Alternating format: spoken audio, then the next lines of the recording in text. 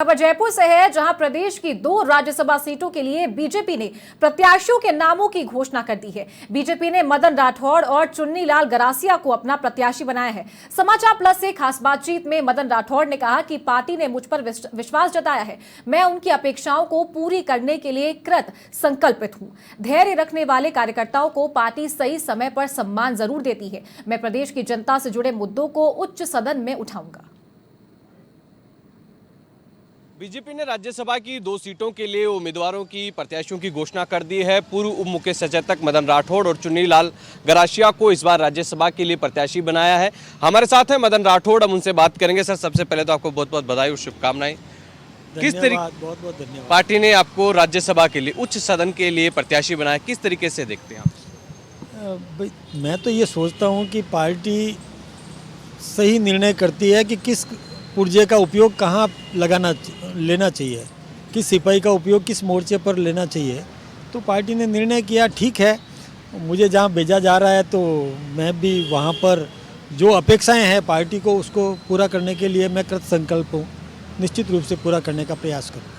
पिछले 2 विधानसभा चुनाव में आपका टिकट काटा गया। आप 13 से 18 में विधायक रहे, 18 में आपको टिकट नहीं मिला, फिर 23 में टिकट नहीं मिला और 23 में जब आप निर्दलीय चुनाव लड़ने की ताल ठोक रहे थे। लेकिन क्या आपने सोचा था कि पार्टी आपको राज्यसभा के लिए चुनेगी? किस तरीके से देखते हैं? नहीं, मैंने कभी नहीं सोचा, ऐसा कभी भी नहीं सोचा कि मुझे कहाँ राज्यसभा में भेजा जाएगा। वैसे तो 2003 में मैं पहली बार एमएलए बना, बीना जी को हराया था। 8 में मुझे नहीं दिया, मैंने पार्टी का काम किया। फिर मुझे 13 में वापस दिया, मैंने फिर बीना जी को सर्वाधिक वोटों से हराया। फिर 18 में मुझे नहीं दिया, कोई बात नहीं, मैं पार्टी का काम करता रहा। फिर 23 में मुझे उम्मीद थी, लगता था तो, लेकिन नहीं दिया, कोई बात नहीं। मैं सिपाही हूँ, सिपाही के नाते काम करता रहा हूँ। फिर पार्टी ने मुझे ये अवसर दिया है तो मैं इसके लिए काम क्या करूँगा। पार्टी के प्रति लॉयल्टी, वफादारी और धैर्य का ही ये परिणाम है, उसी का ही नाम है? ये बात सही है।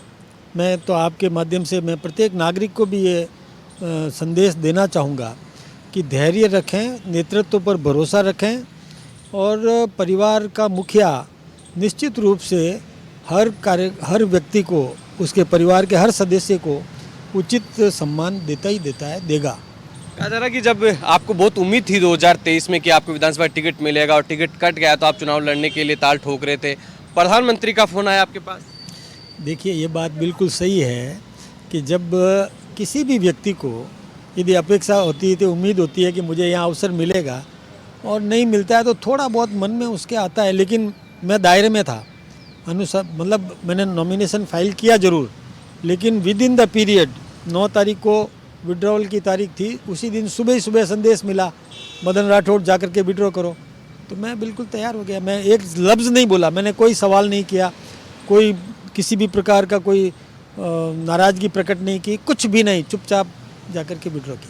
पाली बेसिकली बीजेपी का मजबूत गढ़ है। हालांकि इस बार विधानसभा चुनाव में थोड़ा नुकसान हुआ और आप जिस वर्ग से, जिस जाति से आते हैं, वो मूल ओबीसी, वो पार्टी का मजबूत वोट बैंक है। क्या लगता है कि आगे और इसका लाभ मिलेगा पार्टी को? देखिए, निश्चित रूप से मिलेगा। मैं एक बात आपसे बताऊं कि व्यक्ति वही है, लेकिन जब व्यक्ति को कोई दायित्व मिल जाता है तो दायित्व मिलने के बाद जो वो बात करता है, तो पहले की बात में और दायित्व के मिलने के बाद में जो बात करता है तो जनता पर उसका प्रभाव थोड़ा सा अलग प्रकार पड़ता है।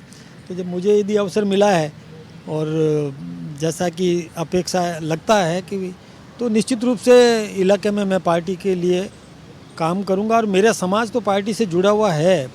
हालांकि ये बात अभी कई लोग नहीं भी होंगे तो हम सब साथ में जुड़ेंगे और पूरा सर्व समाज को साथ में लेकर के और पार्टी के हित में काम करेंगे। निर्विरोध चुना जाना आपका लगभग तय है। नॉमिनेशन कब, नामांकन आप कब दाखिल करेंगे, कल या फिर 15 फरवरी को? देखिए, ये निर्णय तो पार्टी करेगी। अभी हमको बुलाया है यहाँ पर, ये तय करेंगे कि कब, क्योंकि विधायक इसमें होते हैं और पार्टी के निर्देशानुसार विधायक साथ में जुड़ते हैं, समर्थन देते हैं, मतलब वो प्रस्तावक बनते हैं।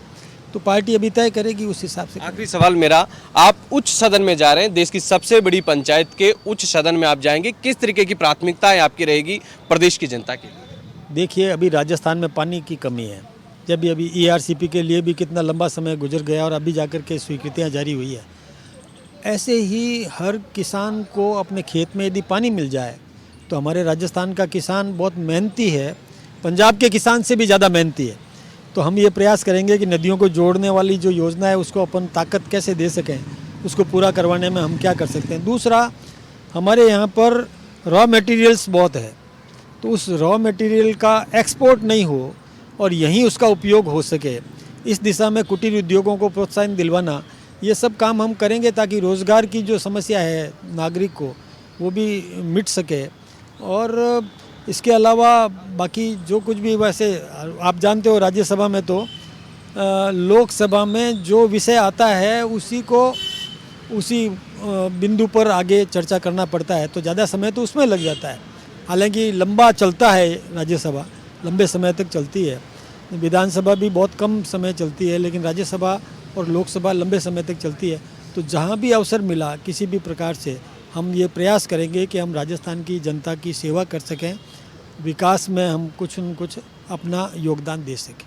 तो ये हैं मदन राठौड़, जिनको राज्यसभा का प्रत्याशी बनाया गया है बीजेपी की ओर से। उन्होंने कहा है कार्यकर्ताओं को एक संदेश के तौर पर कि धैर्य रखे, अनुशासन रखे, पार्टी के प्रति वफादारी रखे और जब भी पार्टी नेतृत्व को मौका मिलता है तो कार्यकर्ताओं को जरूर आगे बढ़ाती है। कैमरा पर्सन दिलीप परमार के साथ अधिराज सिंह, जयपुर।